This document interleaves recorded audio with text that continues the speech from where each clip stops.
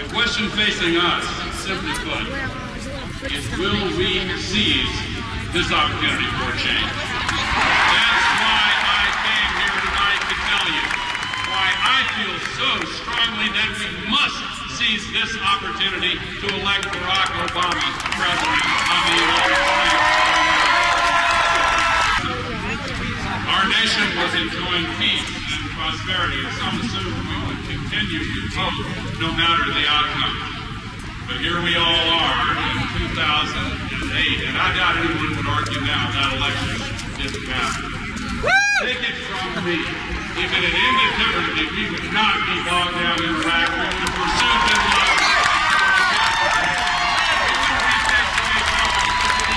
like we'd be fighting for middle-income families. We would not be showing contempt for the Constitution. We'd be protecting the rights of every American, regardless of race, religion, disability, gender, or sexual orientation. And we would not be denying the climate crisis. We'd be solving the climate crisis. Today, we face essentially the same choice we faced in 2000, though it may be even more obvious now. Because John McCain, a man who has earned our respect on many levels, is now openly endorsing the policies of the Bush-Cheney White House and promising to actually continue them. The same policies, those policies, all over again. Hey, I believe in recycling, but that's ridiculous.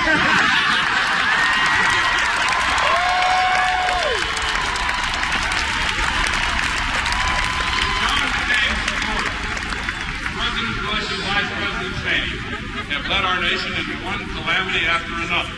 Because of their indifference to facts, their readiness to sacrifice the long term for the short term, subordinate the general good to the benefit of the few, and short-circuit the rule of law. If you like the Bush-Cheney approach, John McCain's your man. If you believe it's time for a change, then vote for Barack Obama and Gore. Well, I know something about close elections, so let me offer you mine.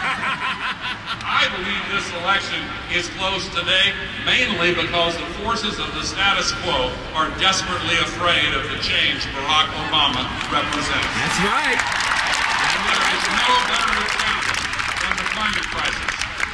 As I have said throughout this land for many years, we're borrowing money from China to buy oil from the Persian Gulf to burn it in ways that destroy the future of human civilization. Every bit of that has to change. Yes! The entire North Polarized gift may be completely gone during summer months during the first term of the next president. Sea levels are rising, fires are raging, storms are stronger. Military experts warn us our national security is threatened by massive waves of climate refugees, destabilizing countries around the world. And scientists tell us that very rapid flight is endangered by unprecedented extinctions. We are facing a planetary emergency which, if not solved, would exceed anything we've ever experienced in the history of humankind. In spite of John McCain's past record of open-mindedness and leadership on the climate crisis, he has now apparently allowed his party to browbeat him into abandoning his support of mandatory caps on global warming pollution. And it just so happens that the climate crisis is intertwined with the other two great challenges facing our nation: reviving our economy and strengthening our national security. The solutions to all three require us to end our dependence on carbon-based fuels. Yes. Instead of letting lobbyists and polluters control our destiny, we need to invest in American innovation. Almost 100 years ago, Thomas Edison, our most famous inventor, said, quote, "I would put my money on the sun and solar energy. What a source of power," he continued. "I hope we don't have to wait until oil and coal run out before we tackle that." Well, now, in 2008, we have everything we need to start using the sun, the wind, geothermal power, conservation, and efficiency to solve the climate crisis. Everything that is, except a president in the White House who inspires us to believe, yes, we can.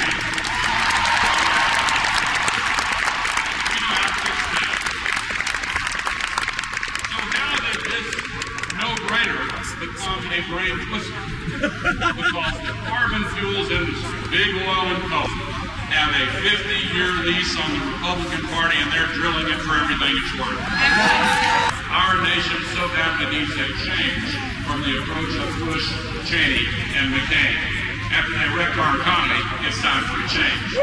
After they abandoned the search for the terrorists who attacked us and redeployed the troops who invaded a nation that did not attack us, it's time for a change. It's time for a change. When you admit it, 3 Supreme Court justices to be appointed in the first term of the next president, and John McCain promises to appoint more Scalias and Thomases and end a woman's right to choose. It is time for a change.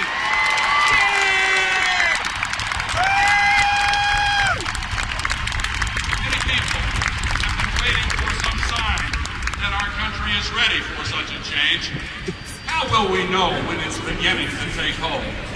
I think we might recognize it as a sign of such change if we saw millions of young people getting involved for the first time in the political process. And once again, we have a candidate whose experience perfectly matches an extraordinary moment of transition. Barack Obama had the experience and wisdom to oppose a popular war based on faulty premises. His leadership experience has given him a unique capacity to inspire hope in the promise of the American dream of a boundless future. His experience has also given him genuine respect for different views and humility in the face of complex realities that cannot be squeezed into the narrow compartments of ideology. His experience has taught him something that career politicians often overlook, that inconvenient truths must be acknowledged if we are to have wise government.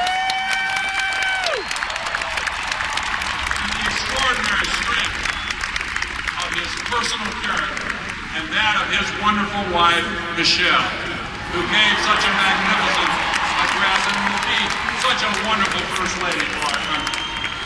Their strength of character is grounded in the strengths of the American community. Barack Obama's vision and his voice represent the best of America. His life experience embodies the essence of our motto, E pluribus unum, out of many, one. That is the linking identity at the other end of all the hyphens that pervade our modern political culture. It is that common American identity which Barack Obama exemplifies heart and soul, that enables us as Americans to speak with moral authority to all of the peoples of the world, to inspire hope that we as human beings can transcend our limitations to redeem the promise of human freedom. Late this evening, our convention will end with a benediction. As we bow in reverence, remember the words of the old proverb, when you pray, move your feet. And then let us leave here tonight and take that message of hope from Denver to every corner of our land and do everything we can to serve our nation, our world, and our children and their future by electing Barack Obama President